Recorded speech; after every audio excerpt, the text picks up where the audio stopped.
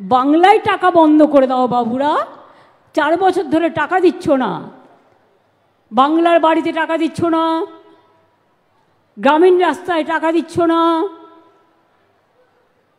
100 দিনের কাজে টাকা দিচ্ছ না, যারা কাজ করেছিল টাকা আমরা দিয়েছি, তাদের পাল্টা প্রোগ্রাম তৈরিও করে দেখিয়ে দিয়েছি, তোমরা না দিতে পারো। অসত্য কথা বলেন এবং নির্বাচন আসছে আবার কানতে শুরু করেছেন এবং উনার লক্ষ্য হচ্ছে বিরোধী নেত্রীর মতো কথাবার্তা বলা। 14 বছর সম্পূর্ণ করেছেন 5ই মে, উনার 14 বছর কমপ্লিট। উনি এবারে হিসাব দিতে শুরু করুন, কত শিল্প আনলাম, কোথায় কোথায় বসালাম, কত চাকরি দিলাম।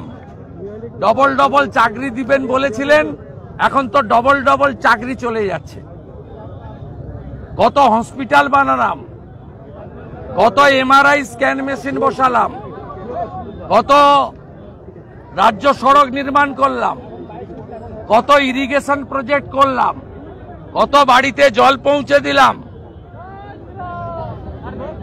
60 লক্ষ পরিযায়ী শ্রমিক যে মুখ্যমন্ত্রীর আমলে, 7 লক্ষ কোটি টাকা ঋণ যে মুখ্যমন্ত্রীর আমলে, 2 কোটি 15 লক্ষ শিক্ষিত ন্যূনতম গ্র্যাজুয়েট বেকার যে রাজ্যে শেষ এসএসসির নোটিফিকেশন 15 সালে, যে রাজ্যে শেষ পাবলিক সার্ভিস কমিশনের নোটিফিকেশন 17 সালে, সেই মুখ্যমন্ত্রীর মুখ থেকে এসব কথা মানায় না।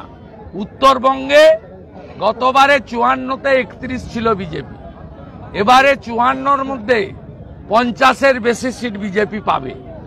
শুধু উত্তরবঙ্গ, নদিয়া নয়, পূর্ব মেদিনীপুর নয়, কলকাতার ভবানীপুরে নন্দীগ্রামের মতো উনি হারবেন।